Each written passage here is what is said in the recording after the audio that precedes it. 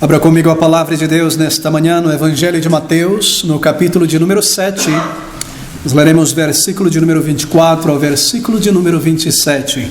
Esta porção das Escrituras, Mateus capítulo de número 7, versículo 24. O Senhor Jesus aqui falando: todo aquele, pois, que escuta estas minhas palavras e as pratica, assemelhá-lo-ei ao homem prudente que edificou a sua casa sobre a rocha. E desceu a chuva, e correram rios, e assopraram ventos, e combateram aquela casa, e não caiu, porque estava edificada sobre a rocha. E aquele que ouve estas minhas palavras e não as cumpre, compará-lo-ei ao homem insensato, que edificou a sua casa sobre a areia.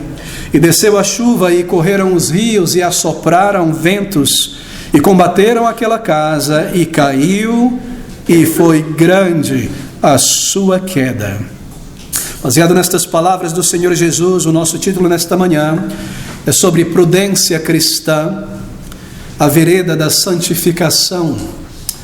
Queridos amigos, o Senhor Jesus Cristo, Ele conclui aqui o seu grande discurso, entregue àquelas multidões ali à beira do lago da Galileia. Sermão este, o maior de todos os sermãos proclamado por Ele, que Ele decidiu entregar logo no início, nos recordamos, logo no início do seu ministério aqui nos primeiros capítulos de Mateus, quando um grande número de fãs, entusiastas e também de discípulos começaram a se aglomerar em multidões em torno do Senhor Jesus e segui-lo para todas as partes. E então, tendo concluído este seu grande sermão, aqui no capítulo de número 7, o Salvador agora ele comanda os seus discípulos à ação. E isso ele passa a fazer então a partir do versículo de número 13, que é a parte final, a conclusão final desta parte final do Sermão do Monte. Um comando à ação. E você se recorda que ao longo de todo o seu discurso dirigido aos seus discípulos, que estavam ali mais próximo dele, naquele monte, junto ao lago da Galileia, e as multidões que se espalhavam por toda parte, ele diz que o caminho do verdadeiro discipulado, de um verdadeiro discípulo, será bifurcado continuamente ao longo de sua jornada. E você se recorda que desde o capítulo 5, do início do Sermão do Monte até aqui, o caminho do verdadeiro discípulo é bifurcado de muitas maneiras. Desde o início, no capítulo 5 até o final, nós vimos como este caminho se divide em dois, continuamente se bifurcando. Jesus Cristo falou sobre dois tipos de justiça: a justiça do reino de Deus, daquele que pertence ao reino de Deus, salvo, regenerado, em contraste, bifurcando com a justiça dos fariseus. Ele fala sobre dois tipos de tesouros: uma estrada larga, uma estrada apertada. Ele fala sobre hipocrisia e sobre sinceridade espiritual. Ele fala sobre este mundo e o mundo vindouro, tesouros na terra e tesouros no céu. E continuamente ele está contrastando o reino deste mundo, a religiosidade de homens não salvos, com o reino eterno, verdadeira salvação e a justiça do reino. E o Senhor Jesus, então, depois de fazer tudo isso, ele comanda a ação aos seus discípulos.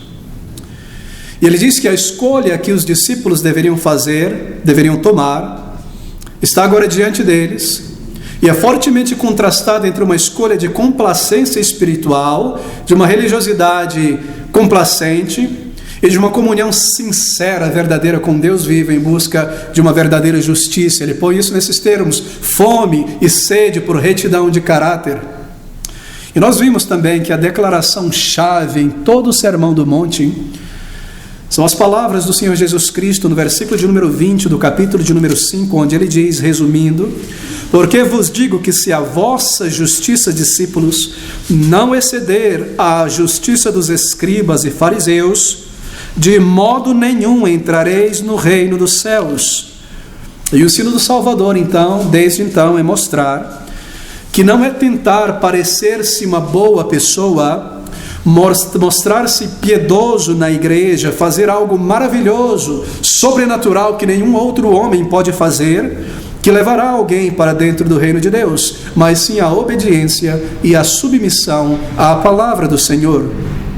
E isso, obviamente, não como meio de salvação, mas como a expressão de uma fé sincera, de uma absoluta confiança no Senhor. O fruto mais visível de uma pessoa regenerada, junto com santificação, é obediência, é submissão à palavra do Senhor. E então, depois de dizer todas estas coisas, nós temos aqui agora o seu apelo conclusivo do sermão, onde o Senhor Jesus Cristo pintou 2 quadros para ilustrar este fato de que o crente deve submeter-se à palavra de Deus. E ele agora, por fim, então, tendo feito isso no versículo 13 ao versículo 15 ao versículo de número 23, esses primeiros 2 quadros, ele agora, por fim, nesta porção que nós iremos considerar, coloca diante de mim e de você este último quadro, esta última figura. No versículo de número 24 a 27, ele passa a falar sobre o perigo de negligenciar ouvir a palavra de Deus, não está abrindo a palavra de Deus, não está com regularidade sob o som do ensino da palavra de Deus, o perigo de negligenciar a palavra e a tragédia de não praticar a palavra de Deus. E tudo isso é comparado pelo Senhor Jesus Cristo a uma grande tragédia, a uma queda trágica. Bem, queridos amigos, por que cristãos muitas vezes caem feiamente? Porque pessoas que pareciam humildes e mansas explodem carnalmente de repente? Porque crentes que sorriam entre o povo de Deus e pareciam sinceras se tornam pessoas rebeldes contra toda a disciplina e se afastam? Porque crentes muitas vezes no meio da provocação desmoronam em autocomiseração de repente? Porque discípulos às vezes com muita facilidade de repente abandonam o seu lugar na obra do Senhor? Porque crentes são de repente às vezes distraídos pelo mundo e põem de lado suas responsabilidades cristãs e você não os vê mais com aquele fervor de antes? Porque crentes de repente são carregados pelo mundo em seu entretenimento, em suas buscas? Bem, a resposta a estas perguntas que às vezes nos deixam perplexos está aqui nesta passagem.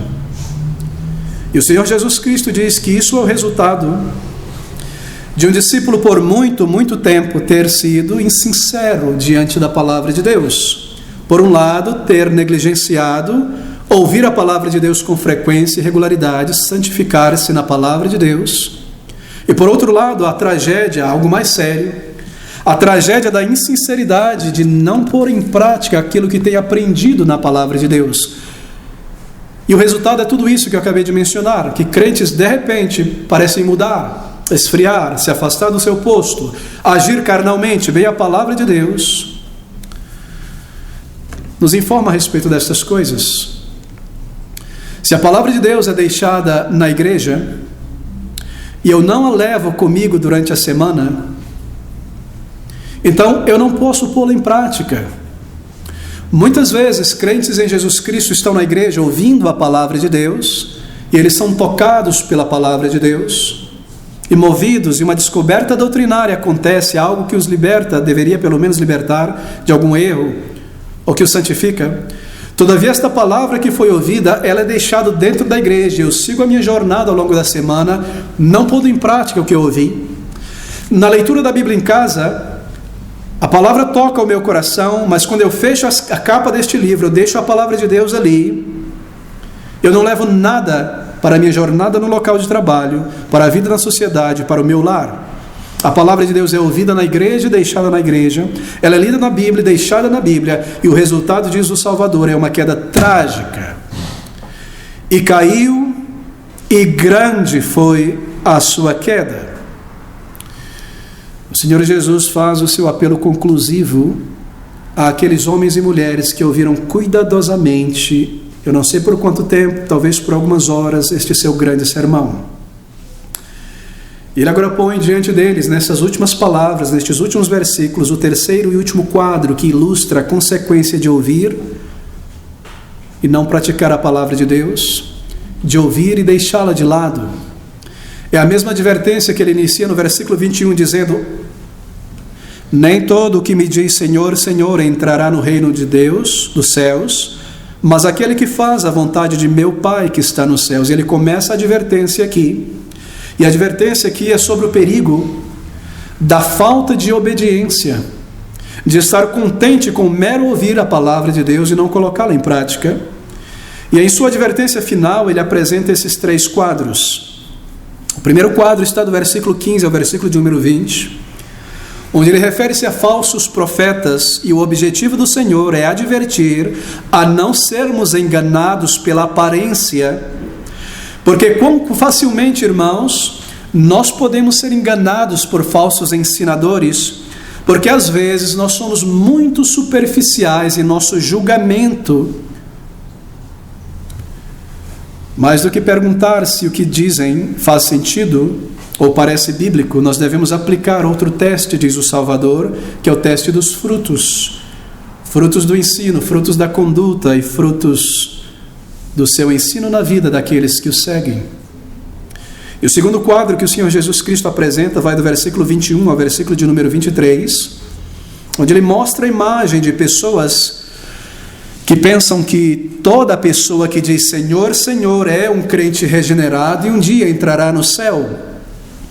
E ele adverte contra falsos crentes, discípulos superficiais, e essa é uma figura designada para nos advertir do auto-engano espiritual, de nos enganarmos a nós mesmos concernente ao nosso estado espiritual, se a nossa fé está de fato fundada na palavra, em Cristo, em um arrependimento verdadeiro, e se somos uma nova criatura, ou se é mero ativismo religioso, mero conhecimento teológico ou bons sentimentos, desacompanhado de humildade, sinceridade e verdadeira dependência do Senhor.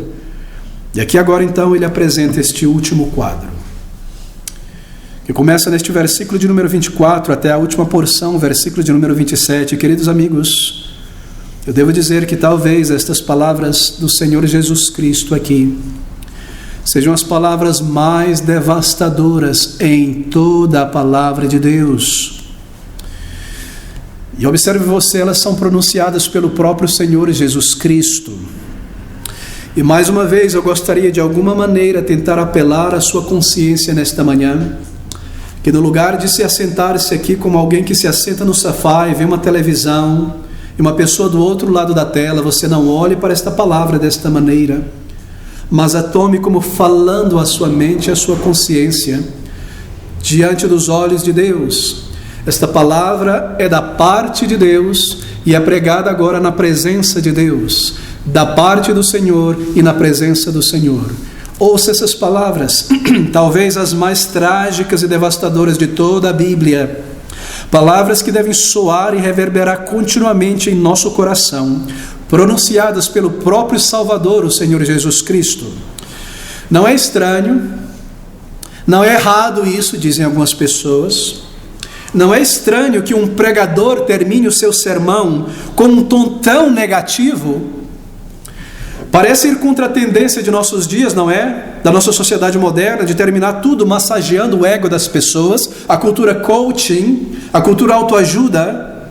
Não é estranho, dizem alguns, que Jesus Cristo tenha escolhido terminar esta pérola, este diamante de discurso, com palavras tão negativas, dizendo: e desceu a chuva, e correram rios, e assopraram ventos, e combateram aquela casa, e caiu, e foi grande a sua queda. Ponto final, acabou o sermão. Você já parou para pensar sobre isso? Bem, nós aprendemos aqui que um sermão não precisa necessariamente terminar em um tom positivo, porque as últimas palavras do Senhor em seu grande sermão são palavras de advertência. Na verdade, queridos, se você pensar com calma, ele termina com as palavras mais positivas possíveis. E caiu, e foi grande a sua queda. Essa é uma advertência à autoilusão espiritual, e o objetivo do Salvador, a soar esta sirene, é a nossa preservação. Pense sobre isso. Não é negativa, mas aqui está um sermão concluído com palavras tão firmes e até certo ponto tão trágicas. Bem, ele inicia então esta terceira e final parte do quadro com uma advertência. Ele diz no versículo de número 24: todo aquele, pois, que escuta estas minhas palavras do Sermão do Monte, e tudo o que ele revelou através dos seus discípulos, é claro, em toda a palavra de Deus, e as pratica, assemelhá-lo-ei, é assim que eu assemelhá-lo-ei a um homem prudente que edificou a sua casa sobre a rocha.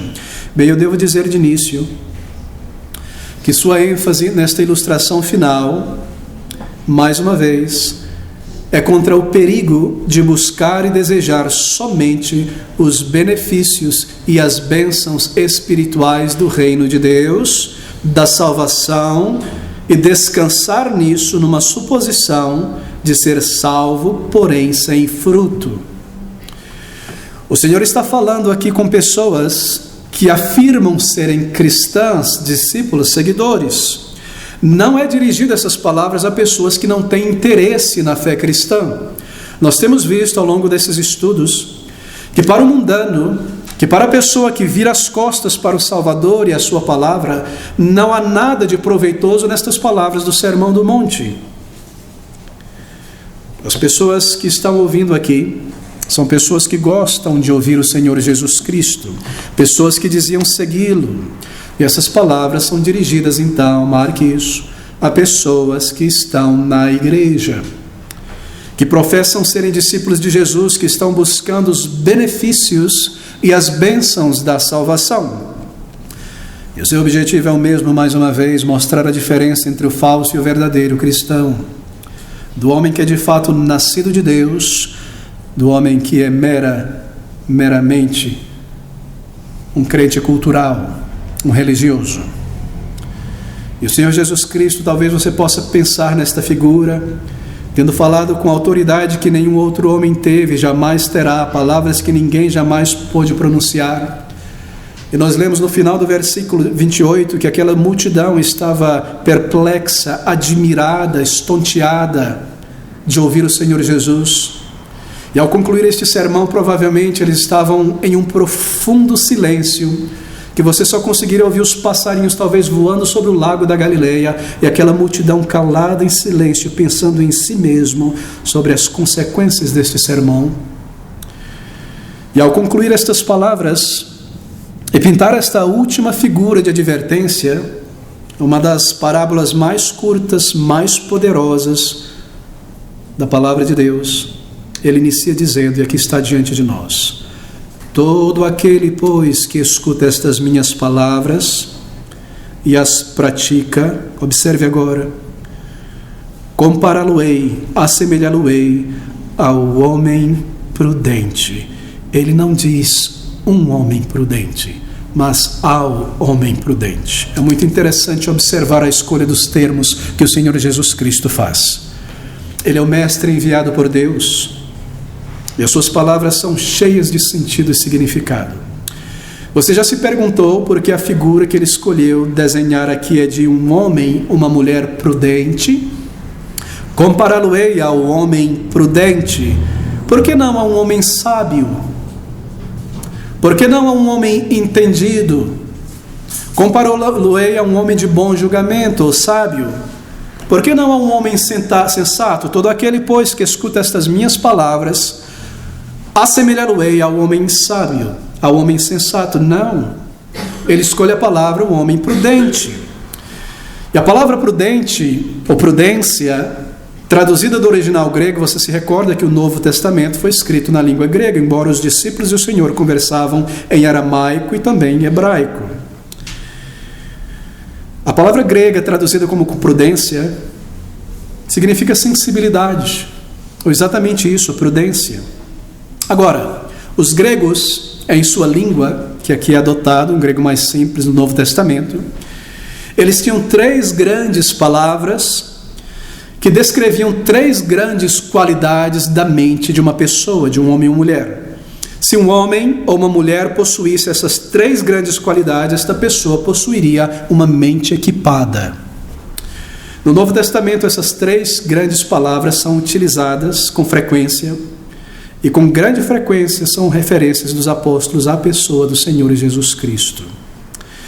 E eles usam, os gregos, essas 3 palavras, e aqui está no Novo Testamento, para descrever as qualidades de uma mente equipada. E são as palavras sabedoria, prudência e bom julgamento. As palavras gregas para sabedoria, sofia, Para prudência, prunesis, e para bom julgamento, sinesis ou sunesis.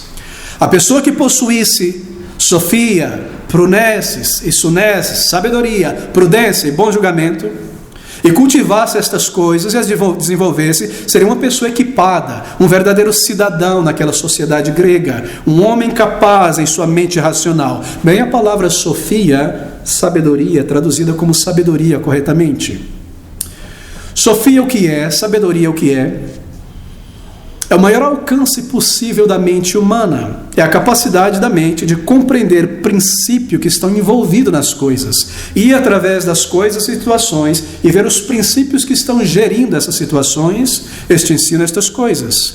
Sabedoria é a capacidade de compreender as razões e os propósitos morais últimos das coisas, de ver a floresta como um todo, em vez de cada árvore em particular. Isto é sabedoria. A palavra prudência ou prunesis tem um significado um pouco diferente de sabedoria, e a diferença entre sofia e prunesis, ou sabedoria e prudência, é que enquanto sabedoria ou sofia é algo mais teórico, tem a ver com a compreensão de princípios, prunesis ou prudência é prática. Sabedoria é um conhecimento vital, mas é uma compreensão teórica, abstrata e subjetiva. Já prudência é a sabedoria aplicada. Enquanto sofia ou sabedoria tem a ver com a mente, o pensamento do homem, prudência tem a ver com a sua vida, com a sua conduta sábia. Prudência é a sabedoria agindo em relação às coisas. E a terceira qualidade de uma mente equipada, a palavra que aparece muitas vezes no Novo Testamento, a palavra sunesis, que significa, pode ser traduzido como bom julgamento. Na verdade, a palavra literalmente significa reunir, sunesis, reunir, atar, mas esta é a ideia. É a faculdade ou a capacidade de reunir as coisas e tirar conclusão. Uma boa crítica, isto é, sunesis é um bom julgamento. A capacidade de distinguir entre vários modos de ação, escolher a melhor maneira de agir. Sabedoria informando, bom julgamento, e prudência tomando a ação correta. Sunesis é um bom julgamento. Compreender a melhor maneira, a ação mais correta a ser tomada em uma situação, é a capacidade de avaliar, de distinguir, de fazer um bom julgamento para uma ação, uma decisão correta. Eu não quero lhe entediar com essas palavras, mas para os gregos, um homem e uma mulher mentalmente bem equipada é uma pessoa que possui essas três qualidades. E aqui, queridos amigos, o Senhor Jesus Cristo escolhe uma destas palavras, que é a palavra prudência, não por causa dos gregos e de sua filosofia, mas por causa da aplicação do seu sermão. Essa palavra descreve prudência, a atitude correta e esperada de um verdadeiro discípulo. Ele deve ser prudente. Todo aquele, pois, que escuta estas minhas palavras e as pratica, assemelhá-lo-ei ao homem prudente, aquele homem equipado em sua mente. Um homem prudente. O homem prudente, ele não diz compará-lo-ei a um homem sábio ou a um homem de bom julgamento, porque, amigos, para ouvir a palavra de Deus, o sermão do monte, o ensino das Escrituras, não é uma questão apenas de ouvir e entender a profundidade e adquirir conhecimento apenas, sofia, sabedoria. Nem é uma questão de ouvir e julgar corretamente que este homem que está falando não é meramente um homem, mas é o Deus encarnado, e ter esta conclusão correta de que este livro é um livro divino, sunesis. Mas ouvir a palavra de Deus, as Escrituras, deve levar o homem, o ouvinte, à prudência. A prudência. A pô-la em prática, a obedecê-la, a submeter-se a ela, para que não sofra as consequências negativas de desprezar a palavra de Deus, e positivamente, para que a sua vida seja estabelecida na vontade de Deus, uma vida cujos frutos duram para sempre. É por isso que ele diz: aquele que ouve estas minhas palavras, não compará-lo-ei a um homem sábio, um filósofo, a um homem de bom julgamento, que apenas entende na mente as coisas, mas alguém que ouve, que entende e que a põe em prática. Assemelhá-lo-ei ao homem, à mulher prudente. É por isso que o Senhor compara a pessoa que ouve a palavra de Deus em uma ilustração que apresenta um homem prudente e também um homem imprudente. Um que põe em prática o que ouviu e entendeu, e outro que ficou apenas no ouvir e compreender, mas não se submeteu. Aquele discípulo que sai da igreja e deixa a palavra na igreja e volta a viver a sua vida como viveu na semana anterior, no mês anterior, no ano anterior. Aquele discípulo que lê a Bíblia, que é tocado por ela, e fecha a Bíblia e deixa a palavra lá, e vai viver a sua vida, sem submeter-se à palavra de Deus. Ele não é um homem prudente. Ela não é uma mulher prudente. E aqui nós estamos sendo ilustrados, se este é o nosso caso, ou ilustrados se nós somos ouvintes da palavra de Deus. Um que põe em prática o que ouviu e entendeu, outro que ficou apenas no ouvir e compreender, mas não se submeteu. Ambos os homens, nessa ilustração, tinham uma medida de sabedoria. Eles puderam ouvir, eles entenderam, não é? Aqui está dois homens que estão construindo a sua casa. Obviamente a sua casa significa a sua vida. Eles estão construindo a sua vida ao longo deste mundo. Eles tinham uma medida de sabedoria, o prudente e o imprudente. Ambos entenderam que a vida precisa ser construída. Eu preciso prover para a vida. Eu preciso adquirir uma cosmovisão correta. Eu preciso fazer por onde? Há uma medida de sabedoria em todo ser humano, inata ali. Não sabedoria espiritual, talvez. E há também em cada um destes homens um bom julgamento. E eles pensaram, bem, se eu vou construir uma casa, esta casa precisa ser uma casa onde eu possa morar. E precisa ser uma casa boa, e precisa ser uma casa sólida. E eu devo fazer por onde? Porque haverá intempéries e dificuldades, e é melhor que eu estude, eu treine, eu faça bons relacionamentos e bons contatos. Ambos tinham uma medida de sabedoria em compreender um pouco sobre a vida, ambos tinham um bom julgamento até certo ponto em compreender, mas somente um deles exercitou a prudência. Somente um deles pensou com seriedade sobre essas intempéries e a maneira correta de conduzir a sua vida. Somente um pôs em prática o conhecimento e o bom julgamento. Um ouviu, adquiriu conhecimento que não tinha, ficou admirado do pregador, estonteado, como diz o versículo 28, e não aplicou o que ouviu, não buscou de Deus graça para viver, não moldou a sua vida de acordo com a lei de Deus, não fez suas escolhas à luz destas verdades, tomou suas decisões grandes na vida sem considerar a vontade e a palavra do Senhor, seguiu construindo sua vida sob especulações, intuições, prognósticos humanos. Isso vai dar certo, eu sou capaz, pode ser, e se acontecer uma coincidência, e o resultado, nos diz o Salvador, foi trágico, uma grande queda. Amigos, a palavra de Deus não foi comunicada para ser ouvida, admirada, aplaudida e deixada de lado. O homem prudente não é um homem ou uma mulher que ouve estas palavras e a compreende, nem mesmo uma pessoa que ouve estas palavras e crê no Filho de Deus. A questão aqui era se eles iriam obedecer e submeter-se à palavra de Deus, se eles haveriam de entrar por esta porta estreita e seguir por este caminho apertado. No versículo 24 ele diz: nem todo que me diz Senhor, Senhor entrará no reino dos céus, mas aquele que faz a vontade de meu Pai que está nos céus. E aqui ele começa a fazer esta ilustração. Todo, pois, que escuta estas minhas palavras e as pratica, assemelhá-lo-ei ao homem prudente, que edificou a sua casa sobre a rocha. Bem, a casa aqui naturalmente é a vida de uma pessoa. A rocha são as palavras do Senhor Jesus Cristo, seu ensino aqui neste glorioso sermão. É isso que está implícito, está claro, explícito aqui. Todo aquele, pois, que escuta estas minhas palavras, é um homem que constrói a sua casa sobre a rocha, e a rocha é Jesus, a sua doutrina inabalável, eterna, uma pedra preciosa, dada por Deus a este mundo. Ele é a rocha, a sua palavra é a rocha. Construir a minha vida é construir a minha vida sobre os preceitos, os princípios, os comandos do Senhor Jesus Cristo. E tudo que ele ensinou, seu ensino é uma doutrina firme, inabalável. A vida cristã, queridos amigos, não é apenas um título. A vida cristã é um exercício. Santificação não é algo estático, algo místico, como muitos parecem crer, que acontece sem o crente perceber que de alguma maneira Deus põe a mão sobre a cabeça do seu filho e ele é santificado misticamente. Oh, não, esse não é o ensino da palavra de Deus.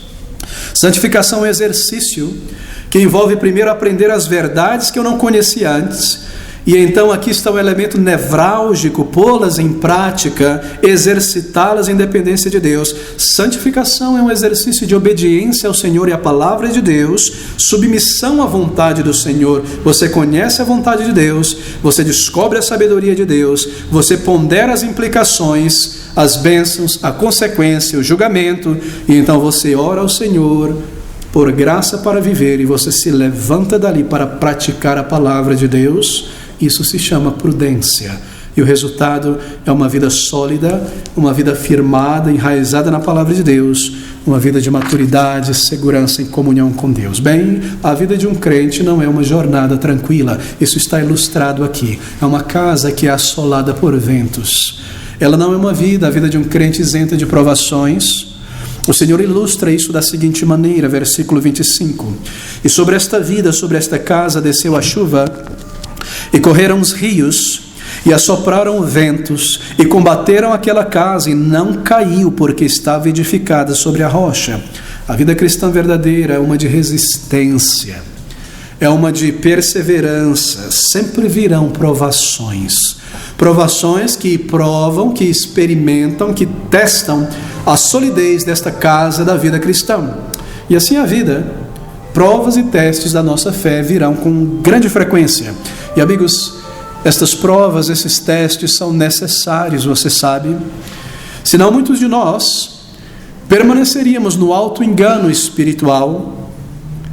É necessário este teste para revelar a nós mesmos e as pessoas que estão em nossa volta se a nossa vida está enraizada na palavra de Deus, firmada em submissão a Ele, se a palavra domina e controla o nosso caráter, ou se nossa vida cristã é um castelo de cartas e de máscaras, e o teste revelará isso logo, logo, diante dos olhos de todo mundo. Testes virão. Será que nós permaneceremos de pé em obediência ao Senhor, ao sermos solapados por estes ventos, em submissão a Ele sempre? Será que nós permaneceremos em dependência do Senhor, com o velho homem mortificado, ou daremos vazão à velha natureza carnal quando este vento vier, quando esta dificuldade vier? Acaso nós permaneceremos firmes na fé em nosso posto, junto com o povo de Deus, servindo ao Senhor, ou abandonaremos a nossa firmeza junto com o povo de Deus? Manteremos os nossos votos feitos ao Senhor, ou negaremos o que nós votamos? Se nós um dia entramos por esta porta estreita e tomamos a nossa cruz para seguir o Salvador, e negamos a nós mesmos, e experimentamos instrumentalidade, o sorriso do Senhor e a bênção, então a nossa casa resistirá, porque a nossa fundação, ela não está somente no conhecimento de Cristo Jesus, mas na obediência ao Senhor Jesus. Obediência é o ponto central, não apenas conhecimento. Você percebe a dificuldade de muitos que acumulam grande conhecimento, e isso é importante, mas que não têm obediência ao Senhor.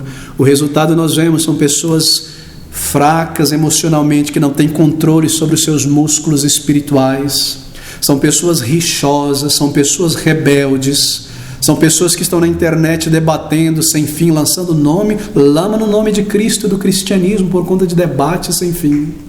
São pessoas que têm ouvido e conhecido muitas coisas, mas não são obedientes à voz divina, e o resultado é trágico. Aqueles que constroem sua vida sobre a rocha de obediência ao Senhor, eles estão dizendo, na verdade, duas coisas.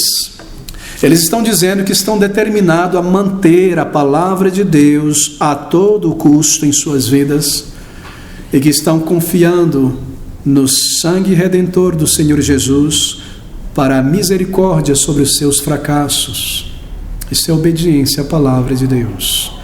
Obediência no reino do céu nunca foi, obviamente, um meio de justificação, de receber perdão de pecados. Obediência é a maneira de exprimir a fé, é a obra que mostra a fé, obediência ao Senhor. Mas a despeito da clareza do Senhor Jesus Cristo, a despeito da ilustração que Ele apresenta, há sempre no meio cristão aquelas pessoas que querem construir sua vida sobre areia e chamar a areia de rocha. E o Senhor ilustra agora então o resultado desta autoilusão espiritual, de meramente ouvir e concordar com a verdade, mas nunca submeter-se a ela. Versículo 26. E aquele que ouve estas minhas palavras e não as cumpre, compará-lo-ei ao homem insensato. Eu poderia descrever agora este homem insensato, é uma palavra no grego também, levaria muito tempo, mas se você puder marcar isso, é uma palavra que tem a ideia de alguém moroso no entendimento, ao contrário de prudente. Compará-lo-ei ao homem moroso, insensato, que edificou a sua casa sobre a areia. São pessoas que estão em busca de soluções rápidas e fáceis para os seus problemas espirituais, um caminho fácil para a vida de fé e justiça. São estas pessoas que estão continuamente pulando de uma igreja para outra igreja em busca de uma mensagem mais popular, mais aceitável, uma igreja que apare as arestas da exigência de Deus, que deixa essas coisas de fora, uma igreja que põe no lugar remédios psicológicos, oratória, filosofia humana, música e entretenimento reformado, entretenimento cristão, que não machuquem as suas sensibilidades, nem lhes constranja uma vida consagrada e de obediência ao Senhor. São pessoas assim, que estão construindo sua vida sobre a areia da desobediência ao Senhor.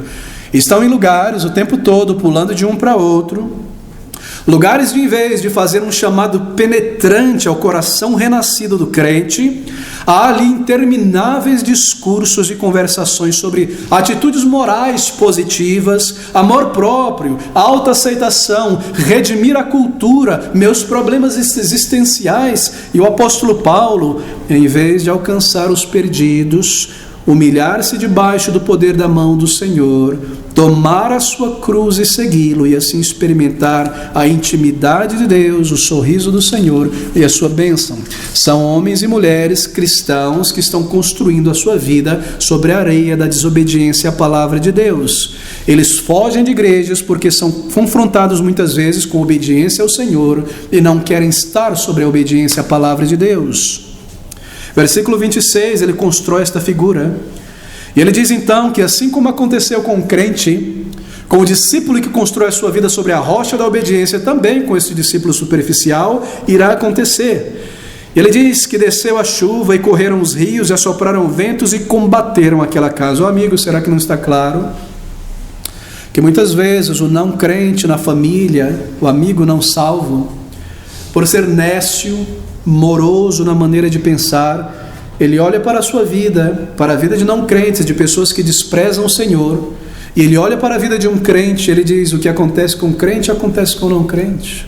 Ele tem perda, ele tem decepção, ele cai enfermo, ele morre, ele é enterrado na terra. Qual a diferença entre nós e um crente? Não há diferença nenhuma. E esta parábola mostra que essas dificuldades vêm sobre cada um, mas o que ele não parece perceber, e muitos não parecem perceber, é que o Senhor conhece os seus, e que o Senhor conhece a raiz de todo verdadeiro crente, uma rocha, uma casa firmada sobre uma rocha.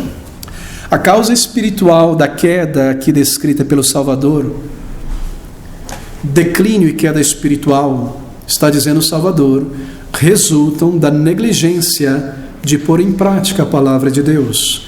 Se você deseja descobrir a razão por que pessoas caem, se afastam do Senhor, aqui está, pode escrever isso no diário e deixar guardado quando tiver dúvidas. O Senhor está dizendo que a causa da queda espiritual é aqui descrita como negligência de ouvir e praticar a palavra de Deus. O resultado de uma vida insincera. Porque muitos cristãos caem espiritualmente, esfriando na fé e deslizando para dentro do mundo, tornando-se novamente como um mundano, letárgicos espirituais, totalmente tomado pelas distrações da vida. O Senhor Jesus afirma que é uma negligência consciente em pôr em prática a palavra de Deus. Eu ouço, eu deixo ali dentro. Eu sou tocado e eu raciocínio e argumento com a consciência e deixo a palavra de Deus para fora. E isso acontecendo ao longo dos meses, dos anos, resultará em uma grande tragédia. Bem, nós devemos então perguntar neste momento: por que muitos cristãos, novamente, dão vazão à velha natureza com grande frequência? e permitem que aquilo que foi crucificado um dia volte a lhes controlar, e que aquelas coisas que foram mortificadas na conversão voltem a aparecer, o Salvador responde: eles não estão misturando com fé o que escutam continuamente da palavra de Deus, e assim não põem em prática, e o resultado é um grande declínio espiritual, e mesmo a sua queda vergonhosa. Já não estão mais andando com o povo de Deus, já não estão mais em seus postos, abandonaram a peregrinação, se encantaram com este mundo, voltaram a ser dominados por um temperamento e buscas carnais, e a língua e as ações duras e rebeldes e as decisões tomadas começam então a pôr para fora o resultado da negligência espiritual permitida por muito, muito tempo. Observe o Salvador, o nosso Mestre e Senhor, dizendo: compará-la-ei a um homem insensato. O homem insensato não põe em prática aquilo que ouve em dependência do Senhor. Em seu lar, este homem insensato, este cristão insensato, se ele é um marido, um chefe de família, ele não lê a palavra de Deus com seus filhos com regularidade e não os ensina. Ele não cria os seus filhos na disciplina e na admoestação do Senhor. Ele não ora, ele é insensato, ele não ora com a sua esposa regularmente, para que o cordão de 3 dobras, marido, mulher e espírito, fortaleça o laço do casamento. E então será gravemente testado este casamento um dia. Ele não cumpre o seu dever de conduzir o seu lar aos pés de Cristo e a submissão à vontade de Deus. Esse homem insensato, o marido insensato, ele negligencia a alma de seus filhos e de sua esposa. Ele está construindo a casa do seu lar sobre a areia movediça. E então os anos passarão, e nós vemos isso, e as crianças se tornarão adolescentes, e as dificuldades virão, e o relacionamento conjugal talvez experimentará ventos e tremores, e então será gravemente testado. Será que desejos de separação se levantarão no coração? Acaso os filhos se tornarão pessoas rebeldes, antagonistas contra uma fé que nunca viu em seu pai, em sua mãe? Esse marido insensato é um cristão nominal, negligente, espiritualmente parecido com uma fruta muito popular no Brasil. E sua mulher é o chefe da casa, e ele é negligente de seu dever e omisso na vida do lar. E o resultado desta insensatez espiritual é descrito no versículo de número 27. E desceu a chuva contra este lar e este casamento, e correram rios, e assopraram contra esta vida conjugal, e bateram aquela casa, e caiu, e foi grande a sua queda. Esse marido insensato é um cristão nominal. É um desastre familiar, divisões, dissabores, em alguns casos trágicos, por conta da longa negligência e a insinceridade na vida cristã, brigas, rixas sérias, separações, atritos vergonhosos. Este homem insincero, insensato, é descrito aqui como alguém que não põe em prática o que aprende, que não põe em prática o que ouve. Aquele que ouve estas minhas palavras e não cumpre, compará-lo-ei ao homem insensato que edificou a sua casa sobre areia. Se este homem insensato é uma mulher, uma esposa, que constrói a sua vida sobre a areia do esquecimento da palavra de Deus, sem misturar com fé o que ouve, sempre ouvindo, nunca praticando, embora seja uma mulher que aprenda na palavra de Deus o seu chamado de submissão no casamento, é uma esposa, porque é insensata, que toma as rédeas de conduzir o lar, mais do que ajudar o seu esposo a fazê-lo.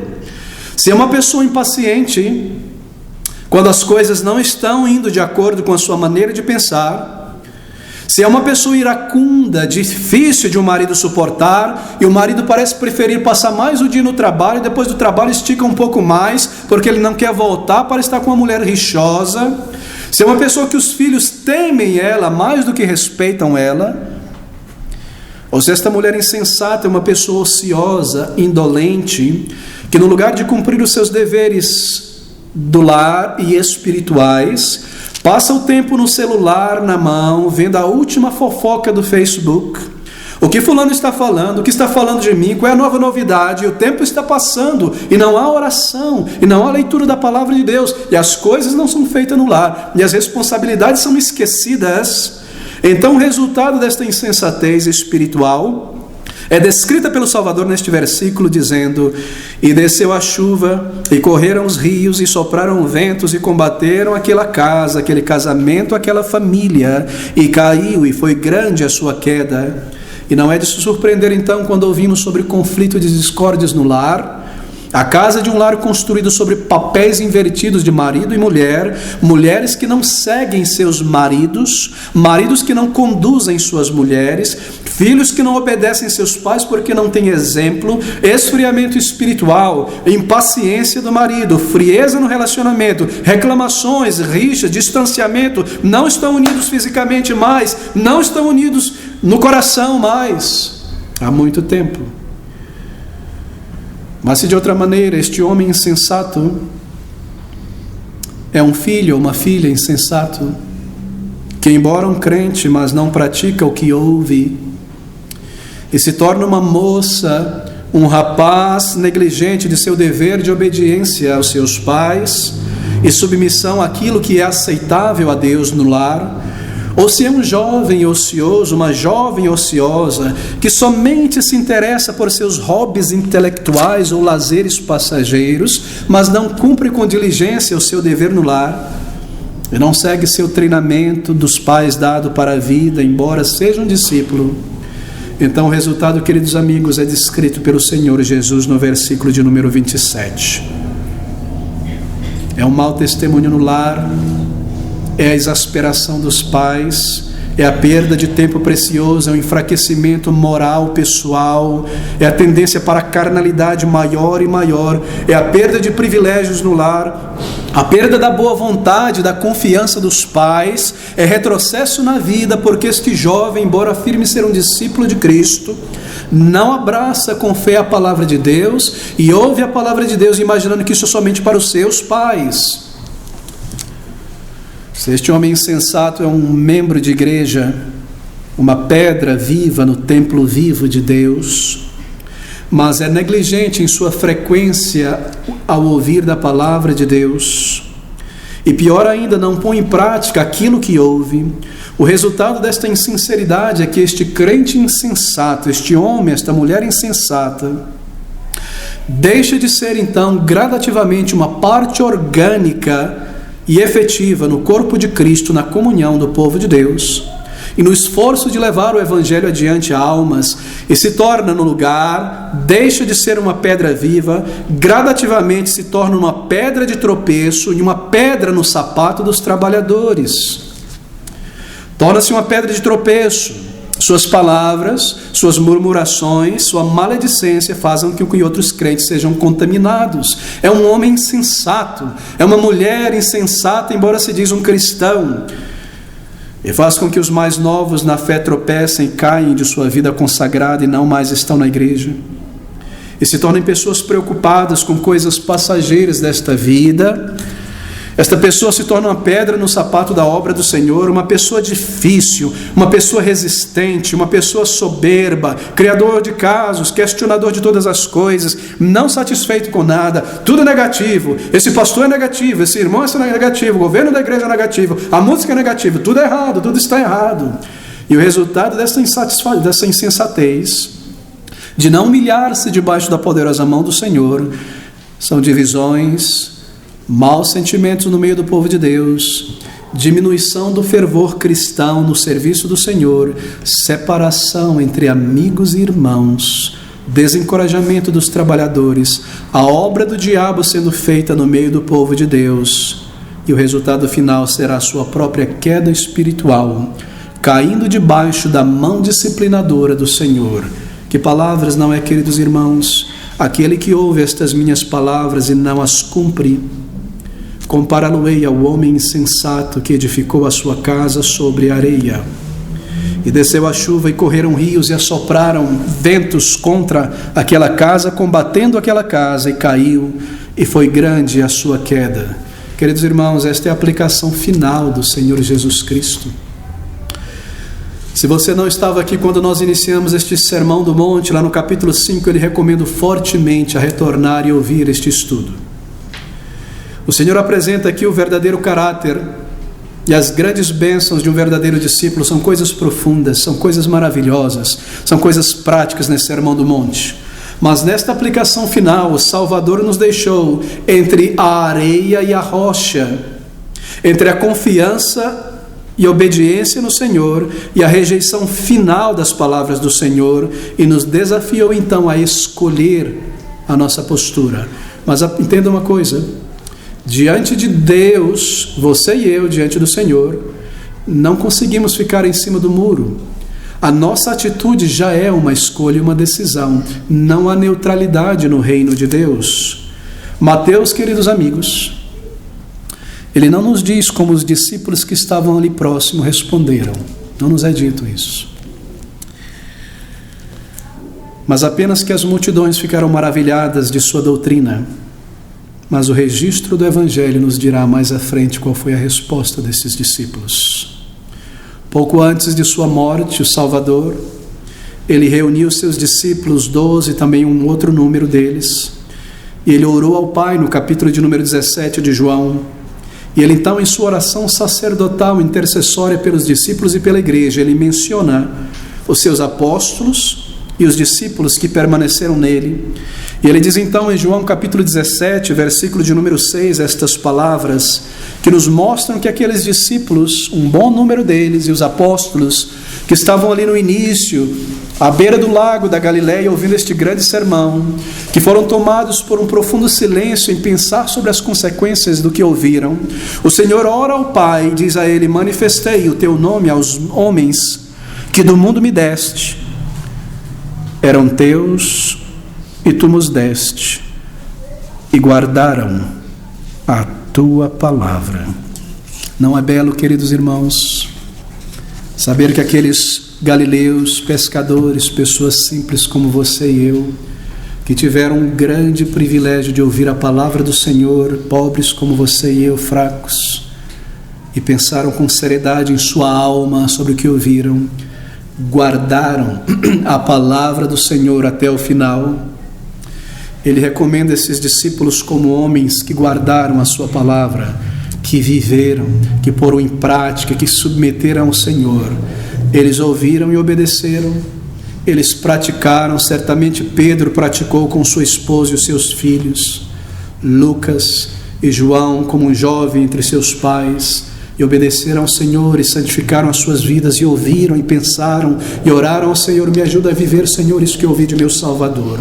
Eu me humilho debaixo da tua poderosa mão. E o Senhor os abençoou porque eles guardaram a palavra até o final. Vidas construídas sobre a rocha, que é o ensino do Salvador, embora eles foram também assolados por ventos, correntezas, como nos diz o Senhor na parábola. E quase todos eles morreram de maneira cruel, decapitados, arrastados por cavalos, surrados, queimados vivos, e de tantas maneiras, como um incrédulo muitas vezes morre. Sua vida foi fundada sobre a rocha eterna, sua segurança estava firme, e todos eles, como o apóstolo Paulo, poderiam dizer ao final de sua vida: guardei a fé, as palavras do Senhor. Desde agora a coroa da vida está guardada para mim. Construir a sua casa sobre a rocha, sua vida fundada na palavra de Deus, não significa somente ouvir domingo após domingo e abrir a Bíblia em casa, mas assim como fruto de um coração agradecido pela salvação recebida, colocar os comandos do Senhor em prática, renunciar à vontade própria, abraçar a vontade do Senhor. Pela graça de Deus, querido amigo, o crente prudente faz isso, e a sua obra permanecerá em pé, e o seu lar permanecerá em pé, e o seu testemunho permanecerá de pé, e ele próprio permanecerá em pé quando o juízo final da ira de Deus cair sobre toda a humanidade naquele grande dia. Sua fé para a salvação foi fundada em Jesus Cristo. Sua vida foi firmada nele em verdadeira submissão. E mesmo o dia de julgamento para este crente sincero será um dia de triunfo. Ouça essas palavras do Salvador, concluindo o seu glorioso sermão. Ele diz: todo aquele, pois, que escuta estas minhas palavras em toda a Bíblia e as pratica em dependência do Senhor, assemelhá-lo-ei ao homem prudente que edificou o seu lar, a sua vida, o seu casamento sobre a rocha. E desceu a chuva e correram rios, e entraram lobos em seu caminho, e falsos irmãos em sua jornada, e sopraram ventos das dificuldades desta jornada e deste mundo, e combateram aquela casa deste cristão, e não caiu, porque estava edificada sobre o próprio Senhor Jesus Cristo, a rocha eterna.